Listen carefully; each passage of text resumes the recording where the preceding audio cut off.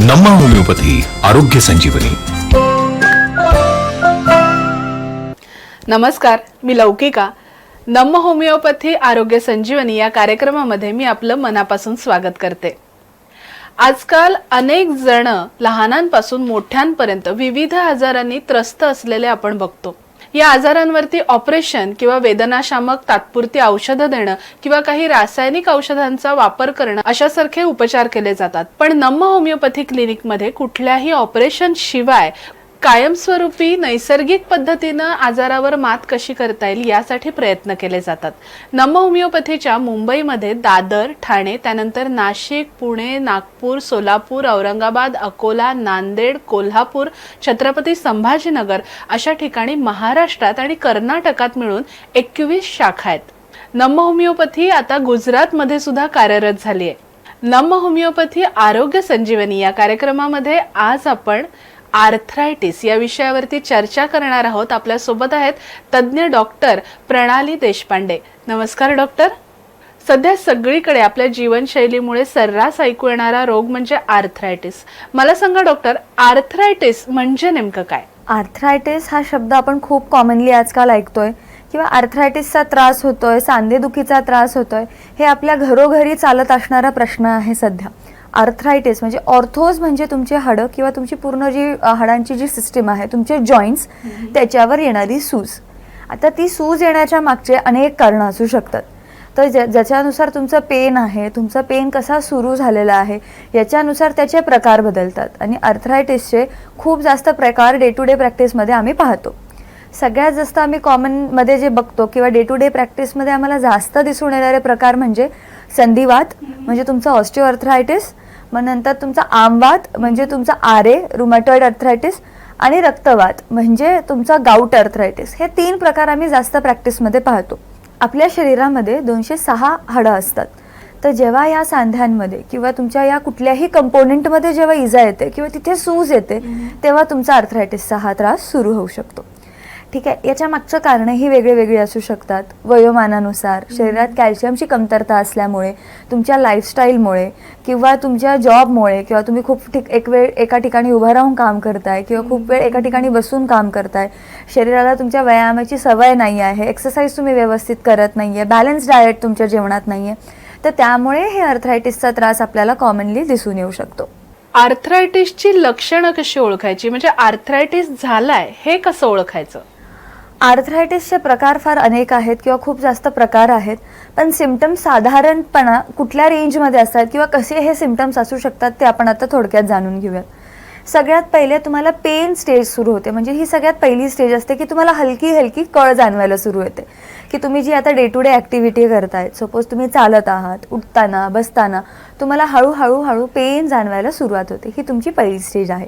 की म्हणजे जे आम्हाला पेशंट सांगतात की अगदी थोडं काम करत होते तर माझं पेन सुरू झालं. आज माझा गुडघा दुखत होता थोडासा, तर मला वाटलं असेल की आदल्या दिवशी माझी झोप व्यवस्थित झाली नव्हती किंवा मी झोपण्याची माझी पोझिशन करेक्ट नव्हती किंवा माझ्याकडनं चालणं फार झालं असेल, तेव्हा हे पेन सुरू झालं असेल. म्हणून पेशंट काय करतात ह्या स्टेजमध्ये, तात्पुरता वेदनाशामक गोळीचा आधार घेतात. पेन त्यांचा त्या स्टेजला थांबतो. पण जी डिजेनरेटिव्ह प्रोसेस आहे, जी आर्थरायटिसमध्ये होते, ती प्रोसेस ही आत हळूहळू सुरू झालेली आहे. तर वेदनाशामक गोळ्याने तुमची वेदना तर थांबल्यात, पण जी प्रोसेस ऑफ डिजेनरेशन आहे ती तशीच राहते. पुढे चालून ही स्टेज जाते, ती स्वेलिंग स्टेजमध्ये जाते की तुमचे सांधे आता सुजू लागतात. हळूहळू तुम्हाला तुमच्या गुडघ्यांवर, तुमच्या छोट्या सांध्यांवर तुम्हाला सूज यायला लागते आणि मग तुम्हाला जातं की अरे नाही, आता माझे सूज पण सुरू झाली. या स्टेजमध्ये अनेकदा पेशंटला कळून येतं की अरे नाही, हे फक्त काही नॉर्मल चेंज नाही आहे किंवा नुसतं माझ्या रुटीनमध्ये काही चेंज आलेला हा पेन नाही आहे, नक्कीच काहीतरी माझ्या सांध्यांमध्ये प्रॉब्लेम आहे. आणि त्यानंतर पेशंट जातात सहसा डॉक्टरांकडे किंवा ते तिकडे त्यानंतर ते वैद्यकीय सल्ला घ्यायला ते पुढे येतात किंवा त्याच्यानंतर ते वैद्यकीय सल्ला घेतात. किंवा तुम्ही योग्य ती काळजी घेतली नाही, तुमच्या सांध्यांना या स्टेजमध्ये जर तुम्ही अजून एक्सरसाइज करत राहिले किंवा खूप जास्त चालत गेले किंवा तुम्ही योग्य तो आराम तुमच्या सांध्यांना या स्टेजमध्ये जर नाही दिला, तो हा त्रास पुढच्या स्टेजमध्ये जातो. तो म्हणजे स्टिफनेस म्हणजे आता मांडी घालायला त्रास होतोय, आता मला खाली बसता येत नाही आहे, आता मला खुर्चीचा आधार घ्यावा लागतोय. पेशंट सांगतात माझ्या घरातले सगळेजण खाली मांडी घालून बसतात जेवताना मॅडम, पण मला खुर्चीशिवाय पर्याय उरत नाही आहे. इंडियन टॉयलेट्स वापरणं बंद करायला लागतं. त्या मी या स्टेजला आपण स्टिफनेस म्हणतो, की तुमची जॉईंट आता वळत नाही आहेत किंवा त्यांची आता मुवमेंट होत नाही आहे, ती ही तुमची थर्ड स्टेजमध्ये आपण येतो. चौथी स्टेज जी असते ती म्हणजे डिफॉर्मिटी, म्हणजे हाडांचा आकार हा संपूर्णपणे बदलून गेलेला असतो. गुडघ्यांची झीज म्हणा, जर तुमचा संधिवात असेल तर गुडघ्यांची झीज ही कम्प्लिटली झालेली असते. या स्टेजला सर्जरीशिवाय काही पर्याय उरत नाही सहसा, किंवा तुम्हाला खाली उठता बसता येत नाही, तुम्हाला पाय सरळ करूनच बसावा लागतो किंवा वॉकर किंवा काठीचा आधार घ्यावा लागतो. तर तुमचे हे हात किंवा पायांची बोटं आहेत, मनगटं आहेत, पायांची टाच आहे तुमचा, तर ह्या जर तुमचे सांधे त्याच्यात इन्व्हॉल्ड असतील तर पूर्ण स्टिफनेस झालेल्या हाडाचा आकार पूर्णपणे बदलून जातो. तिथे तुम्हाला नोड्युल्स फॉर्मेशन दिसू लागतात. ही तुमची लास्ट स्टेज झाली आर्थरायटिसची. तर बघता बघता एक साधी येणारी कळ तुमची पूर्ण day to day activity restrict करू शकते.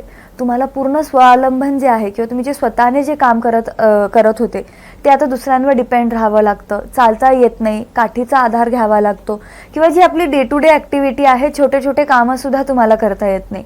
म्हणून मला पेशंटला विनंती आहे किंवा सगळ्या पाहणाऱ्या प्रत्येक प्रेक्षकांना माझी एक विनंती आहे, जर तुम्हाला असे सांधेदुखीचा काही त्रास जाणवत असेल किंवा तुम्हाला जाणवते की मला असे कुठल्या प्रकारचे पेन्स आहेत, तर तुम्ही लवकरात लवकर वैद्यकीय सल्ला घेणं फार गरजेचं आहे. तुमचा प्रकार नेमका काय आहे आणि तो सुरू कसा झाला या सगळ्या गोष्टींचा स्टडी करून त्याच्यावर योग्य ती ट्रीटमेंट घेणं फार गरजेचं आहे, जेणेकरून तुम्हाला कॉम्प्लिकेशन्स किंवा शस्त्रक्रियाचा आधार घ्यायची गरज पडणार नाही आणि तुमचा त्रास योग्य त्या वेळेत थांबते. डॉक्टर, मला असं सांगा की आर्थरायटिस नेमका कशामुळे होतो आणि आर्थरायटिसचे प्रकार कोणते कोणते? आर्थरायटिस होण्यामागचे कारणं फार वेगळी आहेत. सगळ्यात जास्त प्रामुख्याने आम्हाला दिसणारं कारण म्हणजे वाढलेलं वजन.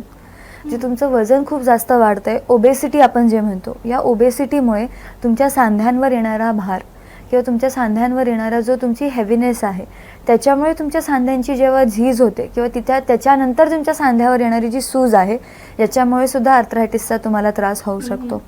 याच्यानंतरचं महत्त्वाचं कारण जे आम्हाला स्त्रियांमध्ये जास्त दिसून येतो तो म्हणजे कॅल्शियमची कमतरता किंवा तुमच्या आहारामध्ये मिनरल्स, व्हायटमिन्स, प्रोटीन्सची कमतरता. कित्येकदा स्त्रिया मेनोपॉज नंतर किंवा रजोनिवृत्तीनंतर त्यांच्या शरीरातलं कॅल्शियम डिपॉझिशन हे हळूहळू कमी होऊ लागतं आणि हाडं ठिसूळ होऊन जातात.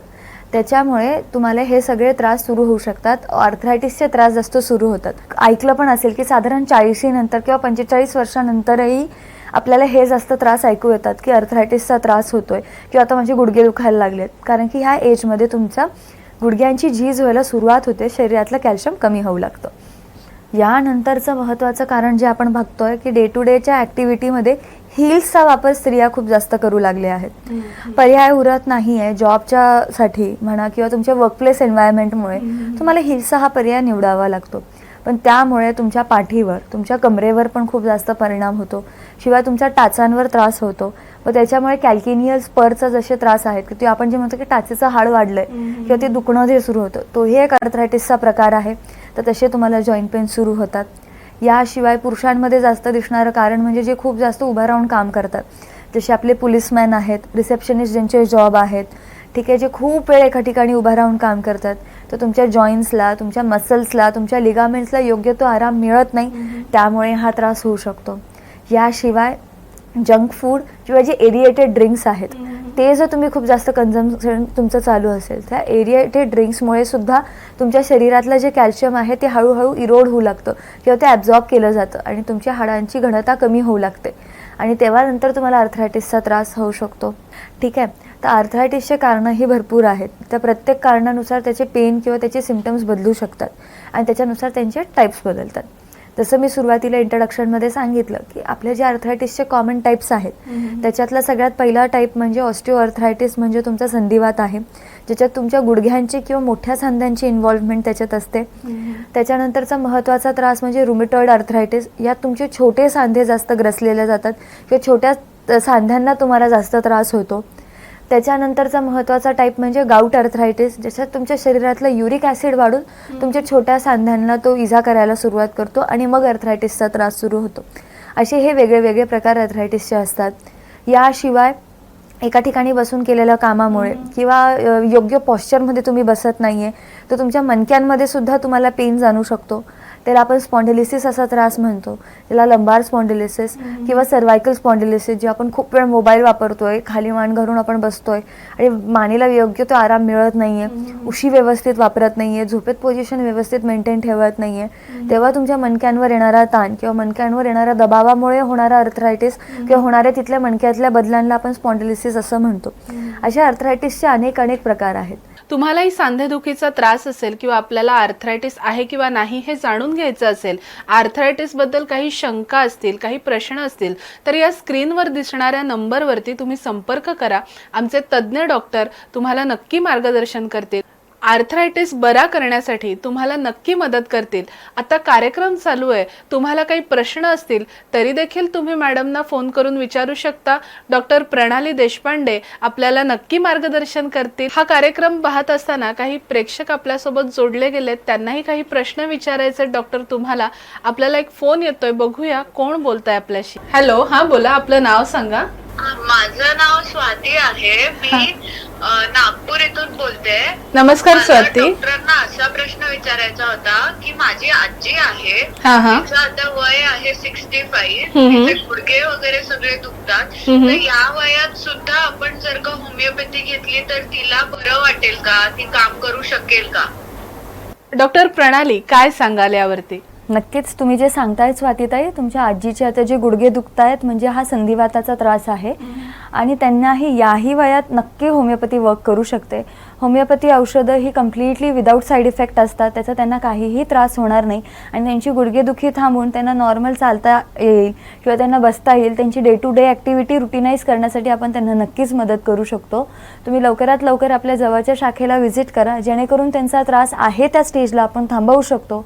पुढे तो त्रास आणखीन वाढणार नाही याची आपण काळजी घेऊ शकतो आणि त्यांचा त्रास कमी करण्याचा आपण प्रयत्न करू शकतो. नक्कीच डॉक्टर, आता तुम्ही बोलता बोलता असं सांगितलं की आर्थरायटिस लवकर डायग्नोज होणं गरजेचं आहे, त्याची तपासणी करणं लवकर गरजेचं आहे आणि त्यानुसार उपचार जर लवकर सुरू केलेत तर तसा एक चांगला सकारात्मक प्रतिसाद आपल्याला उपचारांना मिळतो. पण मला असं सांगा की समजा आर्थरायटिसवरचे उपचार आपण थोडे उशिरा सुरू केले तर काही कॉम्प्लिकेशन्स निर्माण होऊ शकतात का, आणि हे कशा प्रकारचे हे कॉम्प्लिकेशन्स असतात? आर्थरायटिसचे कॉम्प्लिकेशन्स हे प्रत्येक त्याच्या प्रकारानुसार वेगळे असतात. जर तुमचा संधिवात आहे किंवा तुमचा ऑस्टिओआर्थरायटिस आहे, हा जर त्रास तुमचा पुढे पुढे वाढत गेला किंवा जर डिजेनरेशन पुढे पुढे वाढत गेली, तुमचा हाडांचा शेप किंवा तुमचं जे नी जॉईंट आहे ते कम्प्लिटली तिथे डिजेनरेशन होऊन जाईल. तिथे मग तुम्हाला ऑपरेशन शिवाय किंवा रिप्लेसमेंट शिवाय काही पर्याय राहत नाही. तसंच जर तुमचा रुमेटॉइड अर्थरायटिस आहे, हा जर अजून असा वाढत गेला त्रास, तर तुमच्या हाडांचा हाडं पूर्णपणे विरुद्ध दिशेत वाकू लागतात. तिथे नोड्यूल्स फॉर्मेशन येतात आणि या नोड्यूल्स फॉर्मेशनमुळे सुद्धा तुम्हाला त्रास होऊ शकतो की तुम्हाला डे टू डे ॲक्टिव्हिटी करता येणार नाही, तुमची ग्रिप व्यवस्थित लागणार नाही. आपल्याला नॉर्मल लाईफसाठी आपल्या हाताची मूव्हमेंट फार महत्त्वाची आहे किंवा पायाची मूव्हमेंट फार महत्त्वाची आहे. आपलं रोजचं जेवण खाणं ह्या सगळ्या गोष्टींसाठी आपल्या हाताचा फार महत्त्वाचा रोल आहे किंवा आपल्या जॉईंट्सचा फार महत्त्वाचा रोल आहे. तर जर हाडांचा पूर्णपणे शेप जर बदलला तर तुमची क्वालिटी ऑफ लाईफ खूप जास्त हॅम्पर होऊ शकते आणि तुम्हाला या डे टू डे ॲक्टिव्हिटीमध्ये पण त्रास होऊ शकतो. तर हे सगळ्यात जास्त दिसणारे आमचे कॉम्प्लिकेशन्स किंवा आम्ही जे पेशंट्स पाहतो की हे कॉम्प्लिकेशन्स घेऊन आमच्याकडे येतात. कित्येकदा पेशंट असे असतात की त्यांनी ऑलरेडी सर्जरी करून आमच्याकडे आले आहेत, तरी त्यांचा कधी कधी पेन पूर्णपणे थांबत नाही किंवा त्यांचा त्रास तसाही सतत सुरू असतो. तर आम्ही नमा होमिओपॅथीमध्ये अशाही केसेसवर वर्क करतो की ज्यांनी ऑलरेडी सर्जिकल ऑप्शन घेतलेला आहे, त्यांची ऑलरेडी जर आधी कुठल्याही सांध्यांची सर्जरी जरी झाली असेल आणि जरी त्यांचा त्रास मुळापासून बरा नसेल झाला, त्यांच्यासाठी सुद्धा आम्ही काम करतो, म्हणजे जेणेकरून त्यांचा त्रास मुळापासून कमी होऊन जाईल आणि परत त्यांचा त्रास कॉम्प्लिकेशन्समध्ये जायची गरज पडली नाही पाहिजे, त्यांना परत सर्जरीचा पर्याय घ्यायची गरज नाही पडली पाहिजे, हा आमचा प्रयत्न असतो. पुढचा एक आपल्याला कॉल येतोय, बघूया कोण बोलतंय. नमस्कार. हॅलो. हॅलो, नमस्कार, बोला. नमस्कार, मी पद्मा बोलतीये सोलापूर इथून. हा. माझा असा प्रश्न होता, माझा भाऊ आहे, त्याचं वय 28 आहे. बरं. तर गेल्या 60 महिन्याआधी त्याला चिकनगुनिया सारखे आजार झाला होता. त्याला आम्ही ऍडमिट वगैरे पण केलं होतं, पण त्याच्यानंतरून त्याचे सांधे खूप दुखायला लागले. बघायला गेलं त्याचं वय पण नाहीये की त्याचे सांधे वगैरे दुखू शकतात, पण मग त्याचे सांधे खूप दुखताय. त्याच्यावर बरेच आम्ही औषधे घेतलेत पण काही फरक नाही पडलाय. तर मला मॅडमला असं विचारायचंय की याच्यावर आपल्या होमिओपॅथी मध्ये काही आहे का, काही होऊ शकतं का निदान त्याचं? हो नक्कीच. हा जो त्रास आहे याला आपण पोस्ट व्हायरल अर्थरायटिस असं म्हणतो. जसं चिकनगुन्याचे इन्फेक्शन झाल्यानंतर किंवा चिकनगुन्याचा त्रास झाल्यानंतर तुमच्या सांध्यांवर येणारा हा त्रास आहे. जसं चिकनगुन्याचे आपण कॉमन सिम्पटम्समध्ये पाहतो की ताप, वीकनेस सोबत तुमचे सांधे खूप दुखतात. तुमचा ताप किंवा बाकीचा जे तुमचा त्रास आहे तो बरा झाल्यानंतर सुद्धा सांधेदुखी खूप वर्ष किंवा खूप महिने तुमच्या शरीरात चालू राहते. तर याला आपण पोस्ट व्हायरल अर्थरायटिस असं म्हणतो. आणि याला काही वयोमान नसतं, म्हणजे अगदी ओल्ड एजमध्ये पण आम्हाला हे सिम्पटम दिसून येतात आणि अगदी यंग एज ग्रुप, म्हणजे जसं तुमच्या भावाचं वय तुम्ही मला सांगितलं की 28 वर्षाचा असून सुद्धा त्याला हा त्रास होऊ शकतो. पोस्ट व्हायरल अर्थरायटिसमध्ये हे शक्य आहे. तर तुम्ही नक्कीच नमा होमिओपॅथीमध्ये आपण हा त्रास बरा करू शकतो. इम्युनोजेनिक मायझोमॅटिक 6th जनरेशन होमिओपॅथिक ट्रीटमेंटने आपण त्याचा त्रास लवकरात लवकर बरा करण्याचा आपण प्रयत्न करूयात. आपण वळूयात आपल्या पुढच्या प्रश्नाकडे. डॉक्टर, तुम्ही आता जसं म्हणालात त्याप्रमाणे आपल्या नम होमिओपॅथीमध्ये आर्थरायटिस बरा करण्यासाठी एक विशेष उपचार पद्धती आपण शोधून काढली आहे. त्या उपचार पद्धतीबद्दल आम्हाला सविस्तर सांगा.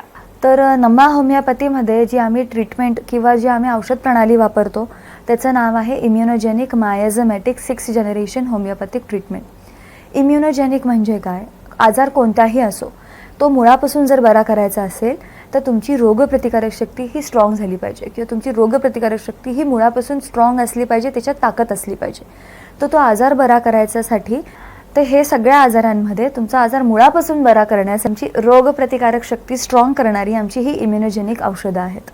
त्यानंतरचा जो मी शब्द बोलले तो म्हणजे मायझोमॅटिक.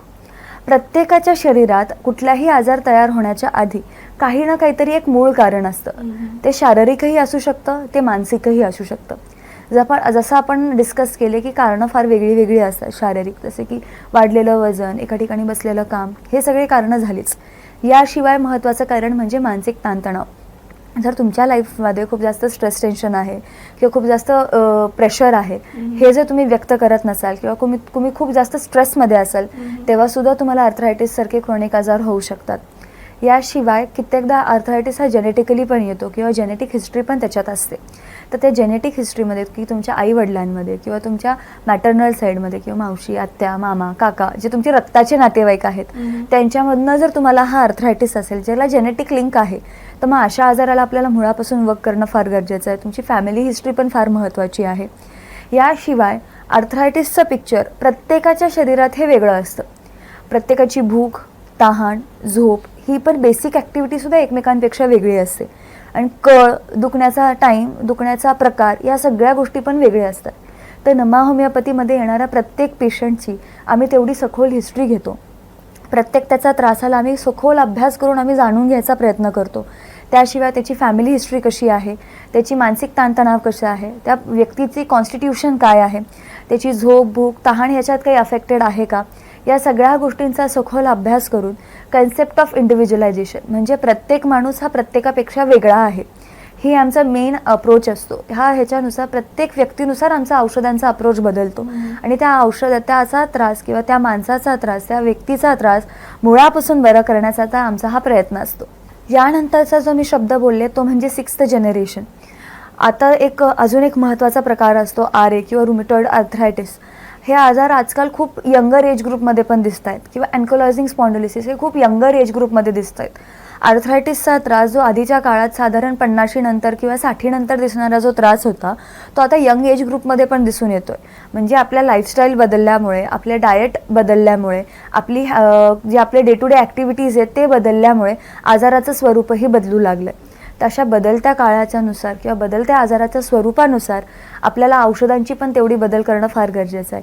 म्हणून नमा होमिओपॅथीमध्ये ह्या 6th जनरेशन औषधांचा प्रयोग केला जातो, जेणेकरून तुमचे हे सगळे आर्थरायटिसचे प्रकार मुळापासून बरे होऊन तुमचा आजार मुळापासून बरा होऊन तुम्हाला वेदनाशामक गोळ्यांचा किंवा सर्जरीच्या पर्यायापर्यंत तुम्हाला न जाता आजार आहे तर ह्या स्टेजमध्ये थांबून तुम्हाला आराम पडावा हा आमचा प्रयत्न असतो. पुढचा प्रश्न अत्यंत महत्त्वाचा. डॉक्टर, मला तुम्हाला असं विचारायचंय की आर्थरायटिस होऊ नये म्हणून आपण काय काळजी घेऊ शकतो किंवा काय प्रतिबंधात्मक उपाययोजना करू शकतो? नक्कीच आर्थरायटिसचा त्रास टाळण्याचा आपण प्रयत्न करू शकतो. जशी मी आर्थरायटिसची विविध कारणं सांगितली आहेत तर तशा कारणांनुसार तुमचा आर्थरायटिसचा त्रास आपण टाळू शकतो. की तुम्ही जर खूप वेळ एका ठिकाणी बसून काम करत असाल तर तुम्ही मोबिलिटी मेंटेन केली पाहिजे. अधूनमधून थोडासा ब्रेक घेऊन जवळपास एक चक्कर मारणं किंवा जवळपास चालणं हे तुम्ही सुरळीत चालू ठेवलं पाहिजे. तुम्ही जर एक्सरसाइज करत नसाल तर तुमच्या डे टू डे ॲक्टिव्हिटीमध्ये थोडा का वेळ स्वतःसाठी देऊन एक्सरसाइजला तुमच्या लाईफमध्ये इन्क्लूड केलं पाहिजे. तुमच्या आहारात योग्य प्रमाणामध्ये कॅल्शियम, प्रोटीन, मल्टीविटॅमिन्स, मिनरल्स या सगळ्या गोष्टींचा समावेश होत आहे का याची तुम्ही काळजी घेतली पाहिजे. सकस आहार घेतला पाहिजे आपण. नक्कीच सकस आहार तुमच्या आहारात पाहिजे. याशिवाय तुमच्या डे टू डे ॲक्टिव्हिटीजमध्ये तुम्ही एडिएटेड ड्रिंक्स किंवा जंक फूड हे तुम्ही टाळलं पाहिजे किंवा जास्त स्ट्रेसफुल लाईफसुद्धा तुम्ही टाळली पाहिजे. थोडंसं रिलॅक्स करून स्वतःसाठी वेळ देणं फार गरजेचं आहे, कारण की कित्येकदा मानसिक ताणतणावानुसार किंवा मानसिक ताणतणावामुळे सुद्धा आर्थरायटिससारखा त्रास होऊ शकतो. तर आर्थरायटिस टाळण्यासाठी तुम्हाला या सगळ्या गोष्टींचा जर तुम्ही फॉलो केलं किंवा या सगळ्या गोष्टी तुम्ही तुमच्या डे टू डे ॲक्टिव्हिटीमध्ये फॉलो केल्या तर नक्कीच हा त्रास बरा करू शकतो आपण किंवा टाळू शकतो आपण. याशिवाय जरी रुमेटॉइड आर्थरायटिससारखं किंवा जेनेटिकली लिंक तुम्हाला हा त्रास आला आहे तर तुम्ही नक्कीच आमच्याकडे येऊ शकतात. आपण आपल्या इम्युनोजेनिक मायझोमॅटिक 6th जनरेशन होमिओपॅथिक ट्रीटमेंटमध्ये अशाही याला जे तुमच्या लाईफस्टाईलमुळे नाही किंवा तुम्ही सगळं हेल्दी फॉलो करत आहात तरी पण जर तुम्हाला आर्थरायटिससारखा त्रास झाला आहे किंवा तुम्हाला डिटेक्ट झाला आहे त्याच्यावर आपण नक्कीच वर्क ऑन करू शकतो आणि तुमचा त्रास हा मुळापासून बरा करण्याचा आपण प्रयत्न करू शकतो. धन्यवाद डॉक्टर प्रणाली. आज आपण आमच्या नम्म होमिओपॅथिक आरोग्य संजीवनी या कार्यक्रमामध्ये आलात आणि आर्थरायटिस या रोगाबद्दल अतिशय सोप्या शब्दात मार्गदर्शन केलं, त्याबद्दल मी आपले आभार मानते. नम्मा होमिओपॅथी आरोग्य संजीवनी.